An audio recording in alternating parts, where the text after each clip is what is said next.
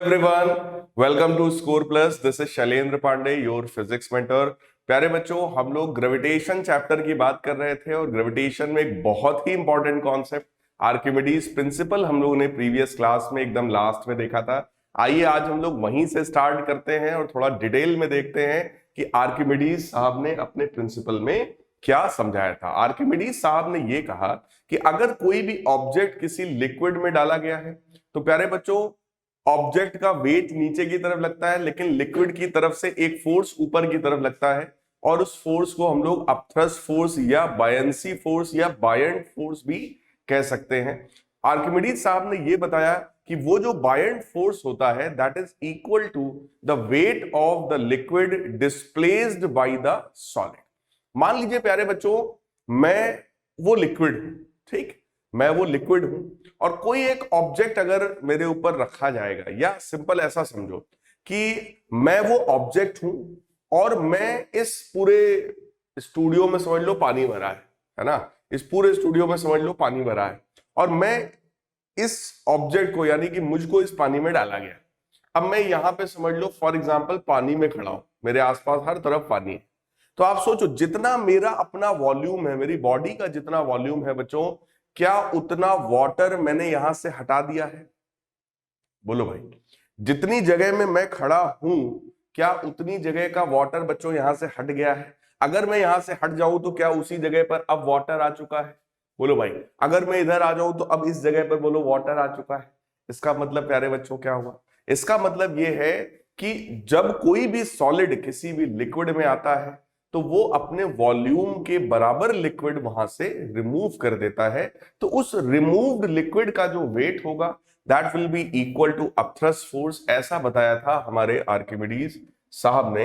तो देखो बताया, when an object is Holi, Holi मतलब फुल्ली और partially, when an object is fully or partially immersed in a liquid, it experiences a buoyant force which is equal to the weight of liquid displaced by the object। यानी कि इन्होंने basically buoyant force के बारे में बताया कि जो buoyant force होता है that is equal to the weight of the liquid displaced by the object। यानी ऑब्जेक्ट जितने लिक्विड को वहां से डिस्प्लेस कर रहा है उतने के वेट के बराबर बायंट या अपथ्रस्ट फोर्स उसके ऊपर लगता है। देखो इसी चीज को यहां स्टेटमेंट में लिख दिया गया क्या, फार्मूला के रूप में, buoyant force acting on the object is equal to weight of the liquid displaced by that object, है ना। बहुत ही सिंपल है।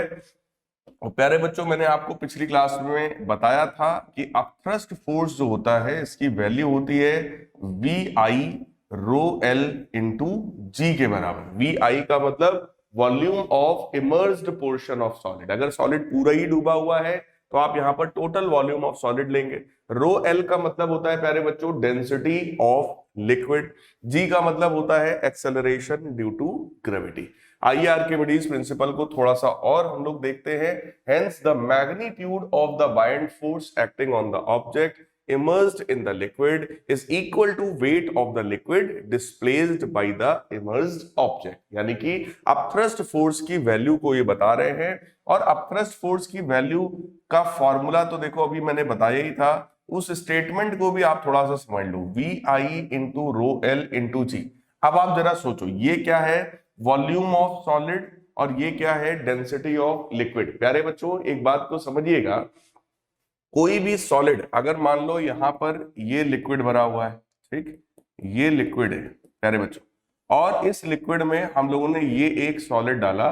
सॉलिड का आधा पार्ट लिक्विड के अंदर है और आधा ऊपर है एयर में, ठीक। तो अगर इसका टोटल वॉल्यूम अगर इसका V के बराबर है तो आप मुझे बताइए इसने कितना लिक्विड डिस्प्लेस किया होगा। तो प्यारे बच्चों इसने जो लिक्विड डिस्प्लेस किया होगा वो अपने इमर्स्ड पोर्शन से किया होगा।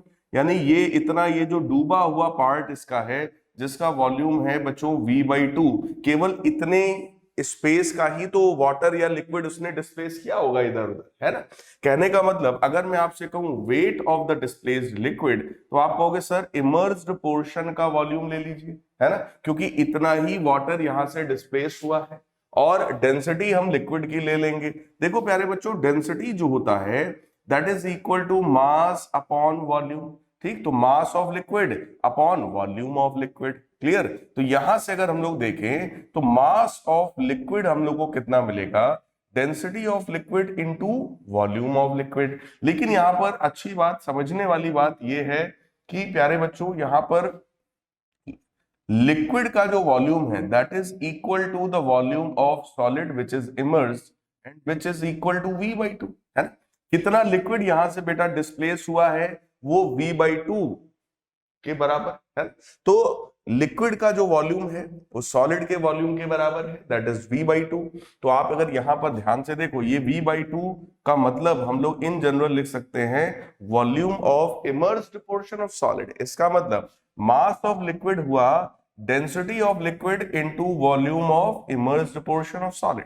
इसका मतलब ये जो है it is mass of displaced liquid, it is mass of displaced liquid, है ना। क्योंकि मास जो होता है वो डेंसिटी इंटू वॉल्यूम के बराबर होता है प्यारे बच्चों। इसका मतलब क्या हुआ, अपथ्रस्ट फोर्स की जो वैल्यू यहां पर निकल करके आई, upthrust force that is equal to mass of the displaced liquid multiplied by acceleration due to gravity. और मास में अगर हम एक्सेलरेशन ड्यू टू ग्रेविटी का मल्टीप्लाई कर दें तो ये प्यारे बच्चों बन जाता है वेट, है ना। तो ये किसका वेट होगा, it will be weight of displaced liquid, it will be weight of displaced liquid। तो सिंपली हम लोग प्यारे बच्चों यहां से कह सकते हैं कि अपथ्रस्ट फोर्स जो होता है वो वेट ऑफ डिस्प्लेस्ड लिक्विड के बराबर होता है। अब आइए थोड़ा सा और देखते हैं।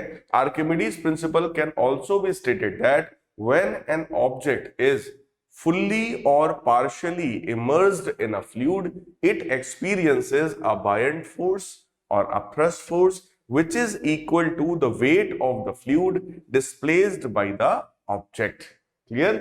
जब कोई ऑब्जेक्ट किसी लिक्विड में पूरी तरीके से या पार्शली डूबा हुआ होता है तो लिक्विड उसके ऊपर एक अपथ्रस्ट फोर्स लगाता है जो कि उस ऑब्जेक्ट के वजह से हटाए हुए लिक्विड के वेट के बराबर होता है।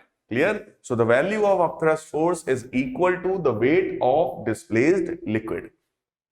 It is the buoyant force और upthrust due to displaced air which makes a balloon rise in the air. यानी कि अगर कोई बलून राइज करता है एयर में, ऊपर उड़ता चला जाता है, तो उसके पीछे का कारण क्या है कि भाई वहां पर बलून ने अपने वॉल्यूम के बराबर एयर रिमूव किया। अगर इस जगह पर बलून आ जाए तो बलून अपने वॉल्यूम के बराबर एयर को प्यारे बच्चों हटा देगा, तो इसके ऊपर एक अपवर्ड फोर्स लगेगा, अपथ्रस्ट वाला फोर्स। तो अपथ्रस्ट लिक्विड में भी लगता है प्यारे बच्चों और अपथ्रस्ट एयर में भी लगता है, लेकिन एयर का जो अपथ्रस्ट होता है वो बहुत ही नॉमिनल होता है, बहुत ही कम होता है, इसलिए वो बहुत ज्यादा फील नहीं होता है। क्लियर?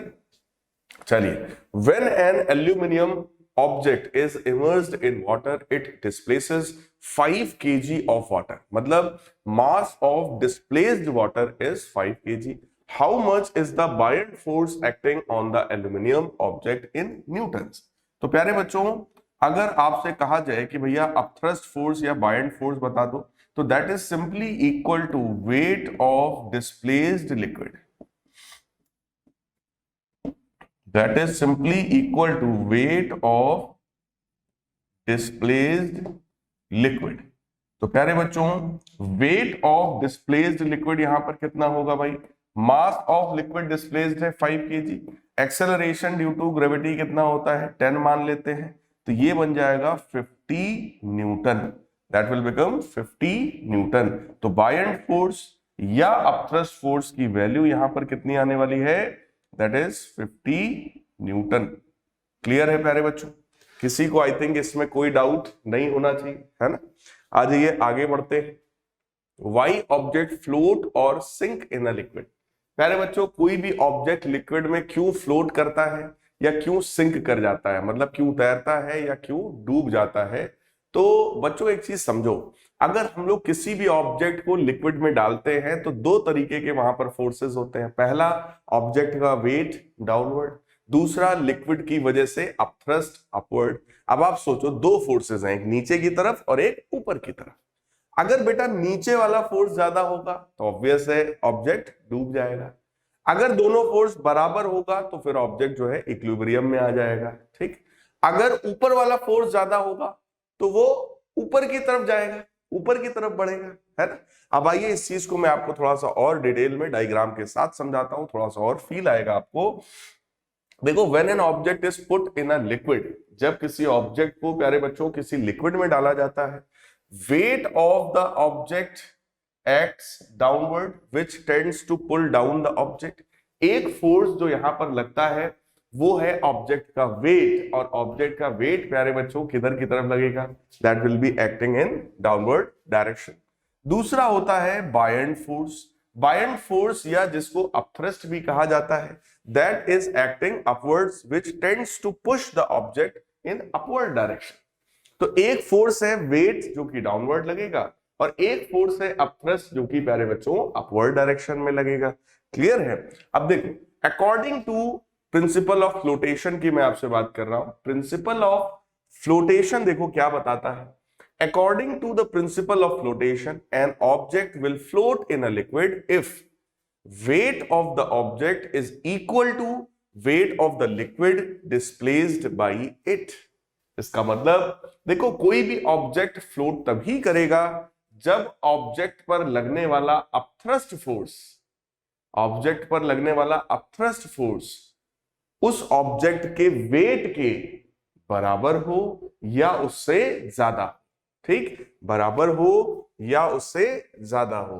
तो कंडीशन या लॉ ऑफ फ्लोटेशन क्या है, weight of the object should be equal to weight of the liquid displaced by it. और सोचो, weight of the liquid displaced by it according to Archimedes principle, क्या यही upthrust force भी होता है प्यारे बच्चों? क्या यही अपथ्रस्ट फोर्स भी होता है? यस, है ना। इसका मतलब वेट ऑफ द ऑब्जेक्ट अगर अपथ्रस्ट फोर्स के बराबर है तभी वो ऑब्जेक्ट वहां पर तैर सकता है, या फिर upthrust force greater than wait of object हो जाए प्यारे बच्चों। इसका मतलब लॉ ऑफ फ्लोटेशन ये कहता है कि अगर आपको किसी भी ऑब्जेक्ट को लिक्विड में तैराना है, आप चाहते हो कि वो तैर जाए, फ्लोट कर जाए, तो फिर वहां पर ऑब्जेक्ट का वेट अपथ्रस्ट से ज्यादा तो भाई साहब किसी कंडीशन में नहीं होना चाहिए, क्योंकि वेट ज्यादा होगा बेटा, अपथ्रस्ट ऊपर वाला फोर्स कम होगा, तो ऑब्वियस है ऑब्जेक्ट नीचे की तरफ चला जाएगा, है ना। ये चीज आप लोग बहुत अच्छे समझ गए होंगे। So the law of flotation tells an object will float in liquid if weight of the object is equal to the weight of the liquid displaced by it। weight of the object is equal to the weight of the liquid displaced by it, यानी कि weight of the object should be equal to the upthrust force। Clear. अब आइए example देखते हैं। जैसे हम लोग बात करते हैं बोट की, कि भाई how does boat float in water. कोई भी नाव जो होती है प्यारे बच्चों वो वाटर में, रिवर में कैसे फ्लोट करती है, ये हम लोग देख रहे हैं। देखो, अगर हम लोग वेट की, बोट की बात करें तो बोट का वेट हमेशा डाउनवर्ड डायरेक्शन में लगता है। देखो, वेट ऑफ द बोट, और एक अपवर्ड डायरेक्शन में फोर्स लगता है जिसको हम लोग बोलते हैं बायंड फोर्स या अपथ्रस्ट फोर्स। ठीक, वेट कौन लगा रहा है? बोट लगा रहा है। अपथ्रस्ट फोर्स किसने लगाया है? वाटर ने लगाया है। क्लियर है प्यारे बच्चों। देखो, a boat is kept afloat by an upward force from the water. This upward force is called buoyant force. Boat तैर रही है क्योंकि उसके ऊपर एक अपवर्ड डायरेक्शन में फोर्स लग रहा है, और वो फोर्स बायंड फोर्स के बराबर होता है। And it is caused by the pressure of water pushing up on the bottom of the boat. कह रहे हैं कि ये बायंड फोर्स क्यों लग रहा है? क्योंकि यहां पर एक फोर्स इस तरीके से वाटर के प्रेशर के कारण लग रहा है अपवर्ड डायरेक्शन में। वाटर जो होता है प्यारे बच्चों वो हर डायरेक्शन में प्रेशर क्रिएट करता है, इवन अपवर्ड डायरेक्शन में भी वो प्रेशर क्रिएट उसके ऊपर कर रहा है। ठीक, so due to pressure of water pushing up on the bottom of the boat, when a boat is gradually lowered into water, it displaces more and more water, due to which upward buoyant force on it increases। जैसे ही कोई boat water में यानी कि river में उतरती है तो वो काफी ज्यादा वहां से लिक्विड डिस्प्लेस करती है, और जितना ज्यादा लिक्विड वो वहां से रिमूव करेगी उतना ही ज्यादा अपथ्रस्ट फोर्स होगा, क्योंकि अपथ्रस्ट फोर्स किसके इक्वल होता है, that is equal to weight of the liquid displaced by the object. Clear? तो अपथ्रस्ट फोर्स यानी कि बायंट फोर्स वहां पर बढ़ रहा है। The boat stop sinking down into water when buoyant force acting on it becomes equal to the weight of the boat। Clear? कहने का मतलब क्या है कि ये तब नहीं डूबता है जब इस बोट का वेट यानी कि weight of the boat, weight of the boat is equal to the buoyant force. Boat का वेट अगर बच्चों बायंट फोर्स के बराबर हो जाए तो फिर वो बोट डूबने वाला नहीं है। यही कहता है हमारा लॉ ऑफ फ्लोटेशन। तो लॉ ऑफ फ्लोटेशन आपको यही समझाता है, when the weight of the boat is equal to the upthrust force और buoyant force, then the boat will float on the surface of water. How does a boat float in water? अब और condition देखो आपके सामने यहां पर है कि इसमें इतने सारे लोग लदे पड़े हैं, है ना, बोट पर। So when boat is floating, the weight of the water displaced by submerged part, the weight, condition देखो क्या है, the weight of water displaced by the submerged यानी कि immersed portion of the boat is equal to the weight of the boat. यानी कि कोई भी boat तैरती तभी है जब उस बोट का जो वेट है वो प्यारे बच्चों अपथ्रस्ट फोर्स के बराबर हो जाता है। क्योंकि जब भी कोई बोट पर, आप सोचो बोट पर इतने सारे लोग जब चढ़ेंगे तो बोट नीचे की तरफ दबेगी। जब वो वाटर में नीचे की तरफ दबेगी तो वो हटाए हुए जो वाटर होगा ना भाई, जब नीचे दबेगी तो वहां से वो वाटर हटाएगी, वाटर को डिस्प्लेस करेगी, वाटर को रिमूव करेगी, है ना। वही जितना रिमूव्ड वाटर होता है उसी का वेट तो अपथ्रस्ट कहलाता है। जितना ज्यादा ये डूबेगी, नीचे की तरफ दबेगी, उतना ही ज्यादा वाटर वहां से रिमूव करेगी। और प्यारे बच्चों जितना ज्यादा वाटर यहां से रिमूव करेगी उतना ज्यादा अपथ्रस्ट फोर्स होगा, और वो जाकर के उसके वेट को बैलेंस कर देगा। तो आइए density of a floating object के बेसिस पर हम लोग समझते हैं। प्यारे बच्चों डेंसिटी का मतलब होता है mass of the substance upon volume of the substance। Simple. Density is equal to mass upon volume. So mass of the substance divided by volume of the substance is called its density। अब सबसे पहली condition आप यहां पर देखिए क्या है। ये जो कंडीशन है जिसमें object having less density than liquid है, यानी कि अगर density of solid less than density of liquid होगा तो ऐसे केस में ये जो ऑब्जेक्ट है ये फ्लोट करेगा। ऑब्जेक्ट यहां पर तैर रहा होगा, तो देखो लिखा है an object will float in liquid if its density और average density is less than that of the liquid. मतलब लिक्विड की डेंसिटी ज्यादा हो, ऑब्जेक्ट की डेंसिटी कम हो, प्यारे बच्चों वो ऑब्जेक्ट लिक्विड में तैर जाएगा। अब आप कहोगे सर लिक्विड की डेंसिटी या ऑब्जेक्ट की डेंसिटी से क्या लेना देना था? बेटा सारा लेना देना सिर्फ यहां पर दो चीजों से है। किससे? ऑब्जेक्ट का देखो वेट किधर, डाउनवर्ड्स, ठीक, दैट इज mg, और इसके ऊपर जो अपवर्ड फोर्स लगेगा वो अपथ्रस्ट। अगर आपको ऑब्जेक्ट को तैराना है, अगर आप चाहते हो कि ऑब्जेक्ट जो है वो फ्लोट करता रहे, तो आप खुद सोचो अपथ्रस्ट फोर्स जो है that should be either greater than weight और it should be equal to weight. भाई या तो इसके बराबर हो या तो अपथ्रस्ट का फोर्स हमारा ज्यादा हो, क्योंकि जब अपथ्रस्ट का फोर्स ज्यादा होगा या बराबर होगा तभी तो ऑब्जेक्ट हमारा इक्विलिब्रियम में या अपवर्ड फोर्स के साथ तैरेगा। अगर वेट ज्यादा हो गया, आप सोचो अगर नीचे वाला फोर्स ज्यादा हो गया तब तो इसका डूबना तय है, तब तो ये डूब ही जाएगा, है ना प्यारे बच्चों। तो देखो अपथ्रस्ट का बेटा फॉर्मूला क्या होता है, V रो L इंटू G, है ना, volume of emerged portion of solid, density of liquid और G के बराबर, ठीक, ग्रेटर देन और इक्वल टू मास क्या होता है। अब ये मास किसका है प्यारे बच्चों, सॉलिड का मास है, तो volume of solid into density of solid. क्योंकि यहां पर आप समझो कंडीशन क्या होती है, भाई density is equal to mass upon volume, तो mass is equal to density into volume. तो प्यारे बच्चों अगर मैं वॉल्यूम पूरा का पूरा मान लो कि पूरा ही डूबा हुआ है ऑब्जेक्ट हमारा नीचे तक, तो वॉल्यूम और जी तो यहां पर हुआ कैंसिल। तो देखो यहां पर भी कंडीशन क्या आ गई, यहां पर भी कंडीशन क्या आ गई, डेंसिटी ऑफ द लिक्विड अगर greater than density of solid हो, डेंसिटी ऑफ लिक्विड अगर greater than density of solid हो या उसके बराबर हो, तभी ऑब्जेक्ट प्यारे बच्चों तैर सकता है। अब देखो जिस कंडीशन में अभी आपको ऑब्जेक्ट दिखाई पड़ रहा है, ये वो कंडीशन है, ये वो कंडीशन है प्यारे बच्चों जिसमें ऑब्जेक्ट का आधा पोर्शन डूबा हुआ है ना, आधा पोर्शन एयर में। ये वो कंडीशन होती है जिसमें ऑब्जेक्ट का कुछ पोर्शन डूबा होगा और कुछ पोर्शन उसका ऊपर की तरफ होगा।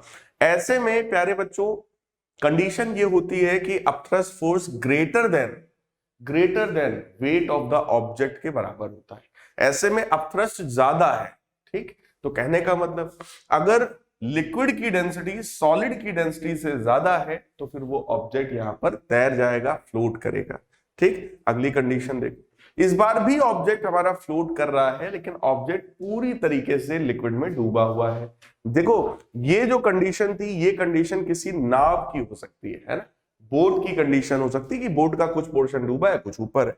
लेकिन ये जो कंडीशन है ये किसी सबमरीन की हो सकती है। सबमरीन समझते हैं ना, पनडुब्बी, है ना, सबमरीन्स की ये कंडीशन है जो पूरी तरीके से बेटा डूबी हुई होती है, पूरी तरीके से डूबी होती है। समुद्र में अपने देश की रक्षा करने के लिए इस तरह की पनडुब्बियां उतारी जाती हैं जो पूरी तरीके से डूबी होती है। मतलब बाहर देश दुश्मन को समझ में नहीं आएगा कि यहाँ भी कोई चीज है, कोई तोप वोप है और वो डूबा हुआ, उनको क्या पता। वो तो अपना अगर आ रहे होंगे तो आराम से चलते चले आएंगे और यहाँ पे धाए छोड़ा दिए जाएंगे, है ना। तो कहने का मतलब क्या है कि इस तरीके के भी आप समझ लो सबमरीन्स होते हैं, पनडुब्बी बोलते हैं इसको हम लोग। हिंदी में क्या बोलते हैं बेटा, इसको हम लोग हिंदी में बोलते हैं पनडुब्बी, पनडुब्बी, क्लियर। हाँ, पनडुब्बी सबमरीन्स इसको बोलते हैं जो पूरी तरीके से डूबी हुई होती है। अब इस कंडीशन में देखो, इस कंडीशन में बेटा density of the liquid is equal to density of solid. मैंने आपसे कहा था कोई भी ऑब्जेक्ट भैया दो ही कंडीशंस में तैर सकता है, या तो लिक्विड की डेंसिटी ज्यादा हो सॉलिड की कम हो, या लिक्विड और सॉलिड की डेंसिटी आपस में इक्वल हो, तब भी वो तैर सकता है। तो देखो लिखा है an object will also float in a liquid if its density is equal to that of the liquid। तो ऑब्जेक्ट की डेंसिटी अगर प्यारे बच्चों लिक्विड की डेंसिटी के बराबर होगा तो भी वो ऑब्जेक्ट वहां पर तैर रहा होगा, फ्लोट कर रहा होगा। अब नेक्स्ट कंडीशन देखो क्या है। अगर इस कंडीशन की बात करें तो ऑब्वियस है इस बार ऑब्जेक्ट का वेट ज्यादा रहा होगा और अपथ्रस्ट का फोर्स हमारा कम रहा होगा। ऐसी कंडीशन में प्यारे बच्चों अगर हम लोग यहां पर देखें ऑब्जेक्ट का weight mg greater than upthrust रहा होगा तभी तो ये डूब गया, है ना। और mg का मतलब क्या है, मास ऑफ सॉलिड है, इसका मतलब volume of solid into density of solid into g। Greater than upthrust का फॉर्मूला देखो क्या होता है, v रो l इनटू g, क्योंकि पूरा पूरा डूबा है तो पूरा v ले लिया हम लोगों ने, ठीक। v और g को अगर मैं कैंसिल कर दूं तो density of solid will be greater than प्यारे बच्चों density of liquid. Density of solid will be greater than density of liquid. इसका मतलब क्या हुआ, अगर लिक्विड की डेंसिटी से ज्यादा डेंसर ऑब्जेक्ट आपने लिक्विड में डाला तो वो ऑब्जेक्ट 100% डूब जाएगा। जैसे अगर पानी में आप किसी कील को डाल दो, अब वाटर की डेंसिटी अलग है और कील अगर लोहे की है, कॉपर की है, तो उसकी डेंसिटी बहुत ज्यादा है वाटर के कंपैरिजन में, है ना। तो अगर आप उसको उसमें डालेंगे तो ऑब्वियस है वो उसमें पूरी तरीके से प्यारे बच्चों डूब जाएगा, क्लियर। तो कहने का मतलब अगर सॉलिड की डेंसिटी ज्यादा है लिक्विड से तो पूरी तरीके से डूब जाएगा, सॉलिड की डेंसिटी लिक्विड के बराबर है तब वो डूबा हुआ तैरेगा, है ना, पूरी तरीके से डूबा होगा और लेकिन सरफेस पर तैर रहा होगा। और अगर सॉलिड की डेंसिटी लिक्विड से कम हो जाए तो ऐसे में वो पूरी तरीके से ऊपर निकल करके भी तैर सकता है। Why ships float. अब आपसे कह रहे हैं शिप जो होता है वो फ्लोट क्यों करता है, तो देखो ship made of iron and steel floats in water because its average density is less than that of water due to presence of lots of air space in it.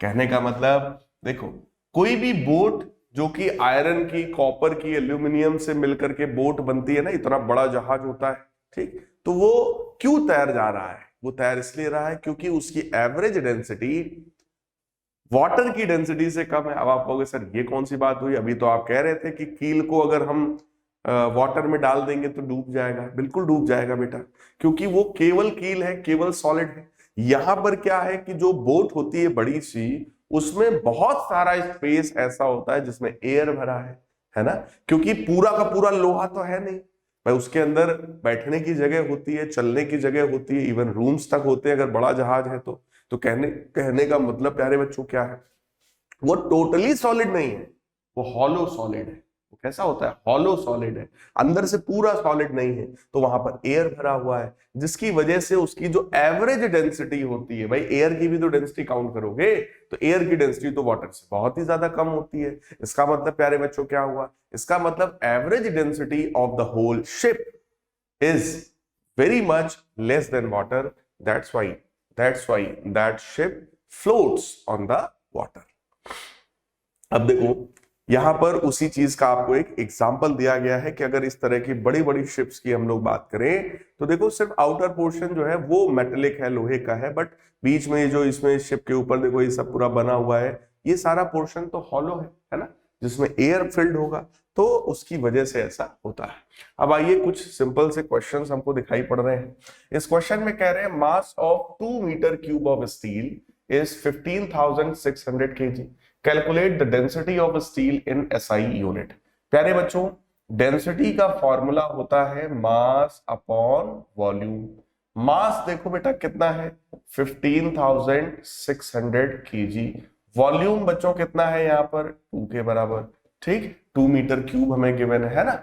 So density हमसे पूछा गया, बस divide करने का काम रह गया है, तो 7800। यूनिट्स की अगर बात करें तो मास का यूनिट होता है बेटा केजी, ठीक, वॉल्यूम का होता है मीटर क्यूब, तो यूनिट हो गया kg per metre cube. So that is your answer, 7800 kg per metre cube. Next देखिए प्यारे बच्चों, क्वेश्चन क्या है, कह रहे हैं an object of mass 50 gram has volume of 20 centimetre cube, calculate the density of the object if density of water be 1 gram per centimeter cube, state whether the object will float or sink in water। चलिए पहले तो density निकालते हैं बेटा, जो कि होता है मास अपॉन वॉल्यूम। अब ऑब्जेक्ट का मास देखो कितना है, 50 ग्राम्स, ऑब्जेक्ट का वॉल्यूम कितना है, 20 सेंटीमीटर क्यूब, तो इसको आप डिवाइड करोगे, ये कैंसिल होगा and this will become 2.5। Units की अगर हम बात करें तो देखो इस बार मास हमारा ग्राम्स में है और वॉल्यूम हमारा सेंटीमीटर क्यूब में है, तो मास यानी ग्राम पर सेंटीमीटर क्यूब, ये हो गया आपका डेंसिटी ऑफ दैट सॉलिड। अब देखो ऑब्जेक्ट की डेंसिटी है 2.5 और प्यारे बच्चों वाटर की डेंसिटी है 1 ग्राम पर सेंटीमीटर क्यूब। अब आप ध्यान से देखो, density of the solid is obviously greater than density of the liquid. अगर सॉलिड की डेंसिटी प्यारे बच्चों ज्यादा होता है तो फिर ऐसे में क्या होता है, वो सिंक करेगा या फ्लोट करेगा, तो ऑब्वियस है दैट विल सिंक।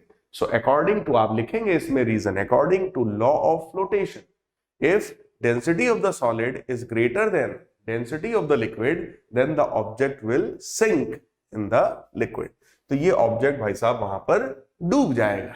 क्लियर है प्यारे बच्चों?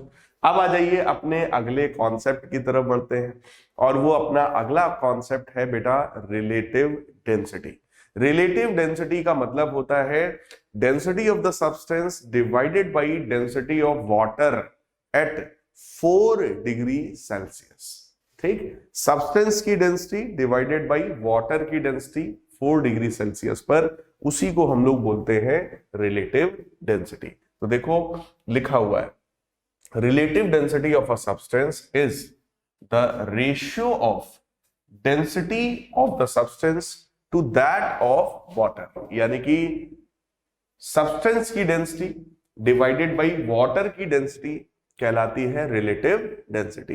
The relative density of a substance, दूसरी डेफिनेशन देखो क्या है, relative density of a substance is the ratio of mass of any volume of the substance to mass upon volume क्या होता है भाई? डेंसिटी होता है, to the mass of equal volume of water. Clear? So mass of equal volume of water. इसका मतलब प्यारे बच्चों, रिलेटिव डेंसिटी का फॉर्मूला क्या है? रिलेटिव डेंसिटी का फॉर्मूला है density of substance, density of upon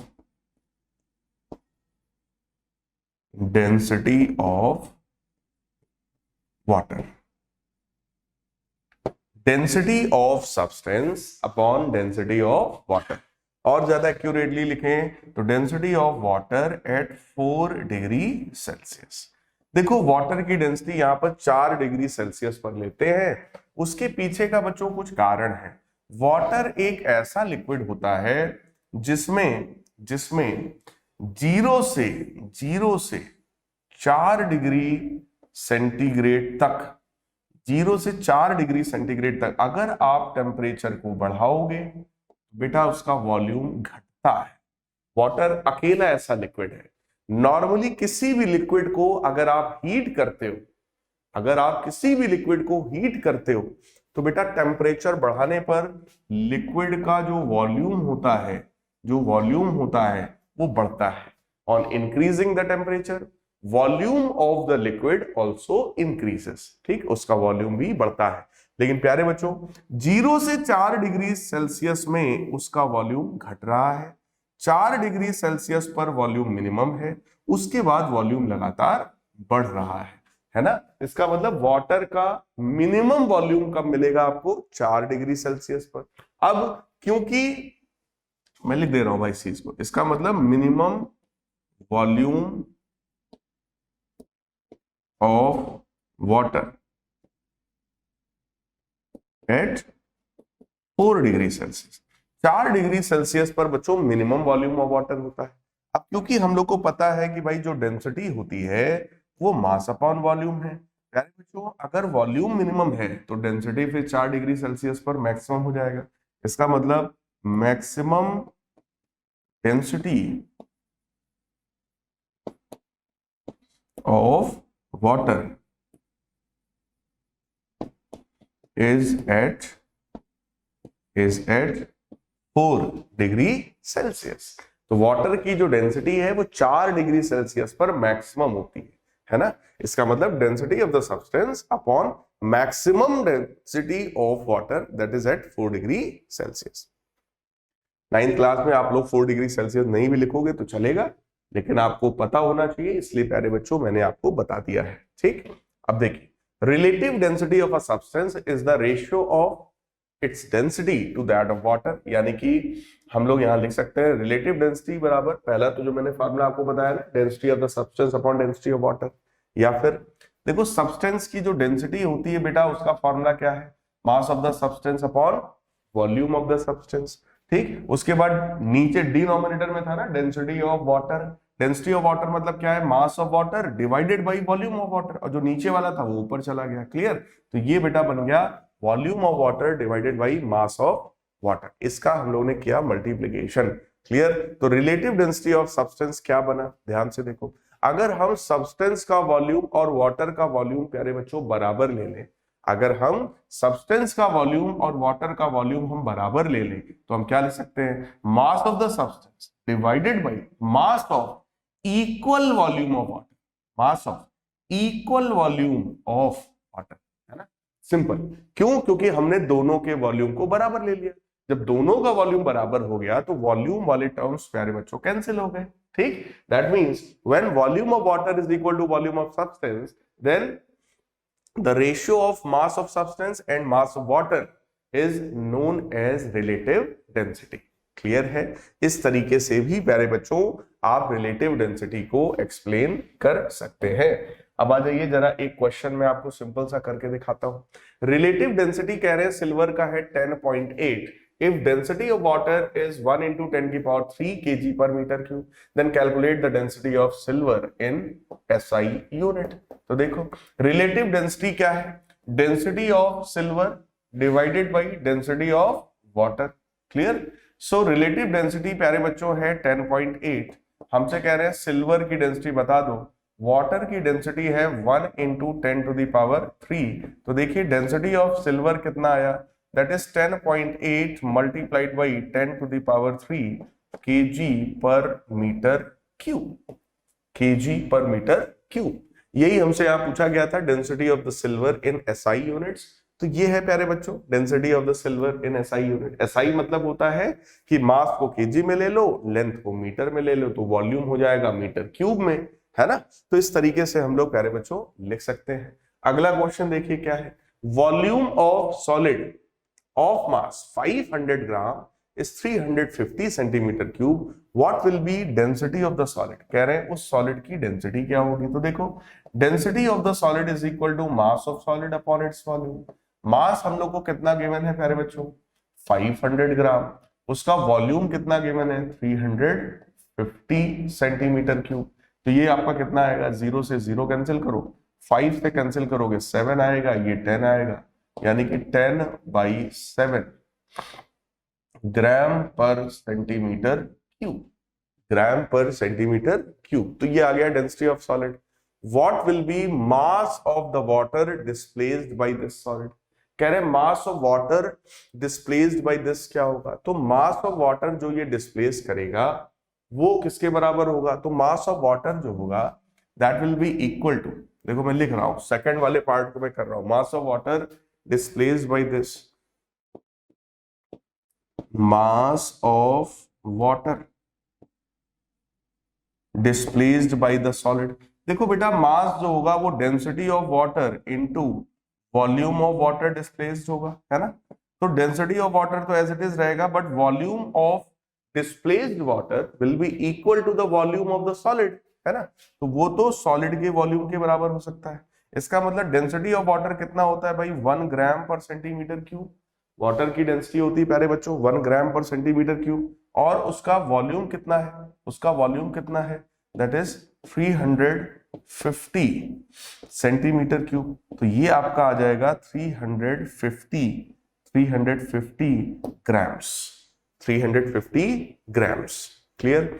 what will be relative density of the solid. कह रहे हैं रिलेटिव डेंसिटी सॉलिड का कितना होगा। सो रिलेटिव डेंसिटी का मतलब क्या होता है, density of the solid upon density of water. तो सॉलिड की डेंसिटी हम लोगों ने निकाला है प्यारे बच्चों 10/7 आया है, और वाटर का डेंसिटी कितना होता है, 1 होता है। ठीक, तो आप इसका रेशियो लोगे तो वो 10/7 के ही बराबर आएगा। एक बात और ध्यान देने वाली है कि जो रिलेटिव डेंसिटी होती है प्यारे बच्चों, जो रिलेटिव डेंसिटी होती है ये यूनिट लेस क्वांटिटी है। रिलेटिव डेंसिटी कैसी क्वांटिटी होती है, ये यूनिट लेस क्वांटिटी होती है। क्यों, क्योंकि density of substance upon density of water कर रहे हो, है ना। दोनों की डेंसिटीज का रेशियो है, तो इसमें कोई यूनिट प्यारे बच्चों प्रेजेंट नहीं होता है, ये यूनिट लेस है। तो आप इसको केवल 10/7 लिखोगे, जबकि देखो यहां पर यूनिट लिखा मैंने, यहां भी मैंने यूनिट लिखा, लेकिन यहां पर हमने कोई यूनिट नहीं लिखा है। Clear, so it is unit less. कह रहे विल इट फ्लोट और सिंक इन वाटर। कहना ये वाटर में भैया फ्लोट करेगा या सिंक कर जाएगा। अब जरा ध्यान से सोचो, इसका जो डेंसिटी आया है, सॉलिड का जो डेंसिटी आया है 10/7, तो ये ग्रेटर देन 1 होगा, 100% ग्रेटर देन 1 होगा। इसका मतलब सॉलिड का जो डेंसिटी है वो greater than density of water है, क्योंकि वाटर की डेंसिटी तो प्यारे बच्चों 1 के बराबर होती है ना। तो 10/7 इज ग्रेटर देन 1, इसका मतलब ये ऑब्जेक्ट हमारा सिंक कर जाएगा।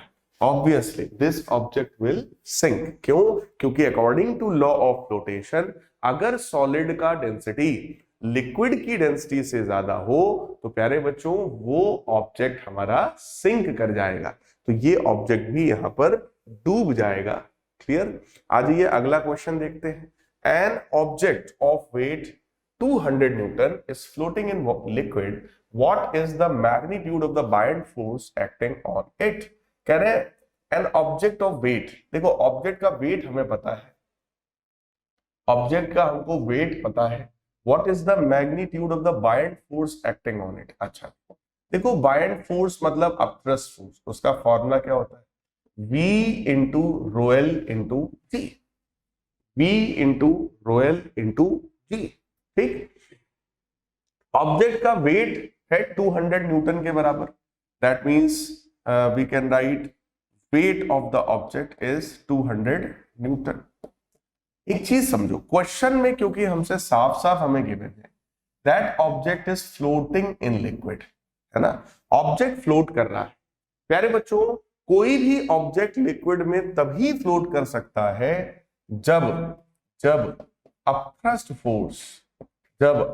फोर्स ऑब्जेक्ट के वेट के बराबर, है ना, according to law of flotation. अगर upthrust force weight of object के बराबर होगा बेटा, तभी तो ऑब्जेक्ट फ्लोट कर पाएगा, अदरवाइज ऑब्जेक्ट यहां पर फ्लोट नहीं कर सकता। इसका मतलब क्या हुआ कि बायएंड फोर्स इसके ऊपर जो है वो बायएंड फोर्स वेट के बराबर है, और वेट है इसका 200 Newton.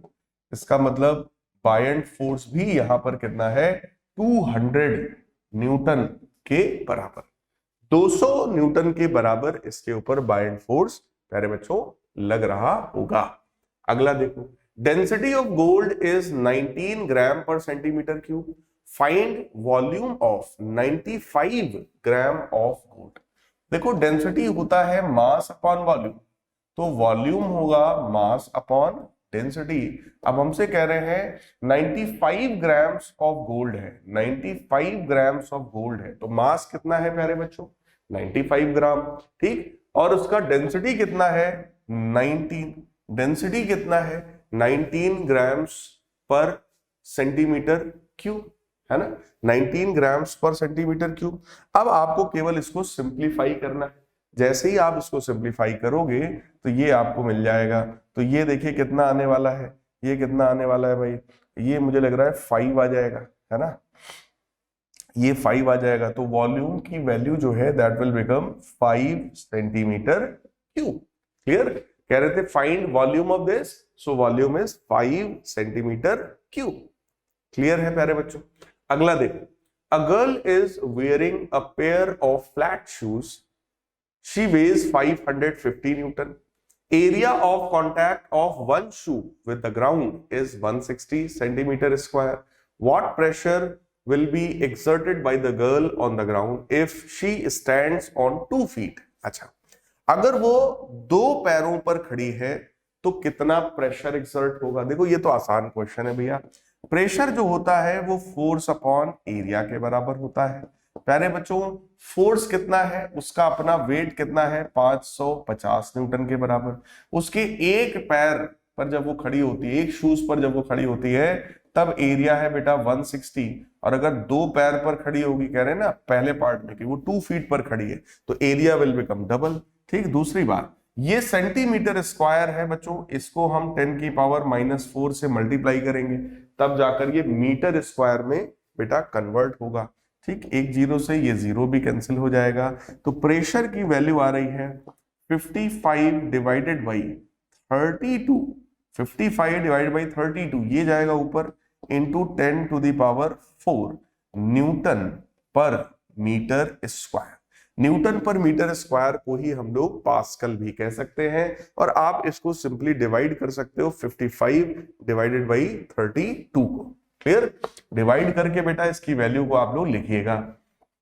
Next, if she stands on 1 foot, अगर वो एक पैर पर खड़ी है तब प्रेशर कितना होगा भाई। Again formula is same, that is force upon area. Force कितना है प्यारे बच्चों, 550 न्यूटन का। एरिया क्योंकि इस बार एक पैर पर खड़ी है तो 160 हो जाएगा, इंटू 10 की पावर -4, तो अभी भी करना पड़ेगा क्योंकि सेंटीमीटर स्क्वायर है ना, एक जीरो से एक जीरो फिर से कैंसिल होगा। लेकिन इस बार वैल्यू कितनी आएगी, 55 divided by 16 into 10 to the power 4 newton per metre square. तो प्यारे बच्चों, यहां पर जो प्रेशर आया है उसमें देखो 32 था, यहां पर जो प्रेशर आया है उसमें नीचे 16 है, इसका मतलब ये प्रेशर आधा है, और इसके कंपैरिजन में ये वाला प्रेशर प्यारे बच्चों डबल है। क्लियर, जब वो एक पैर पर खड़ी होगी तब ग्राउंड पर जो प्रेशर लगेगा दैट विल बी डबल।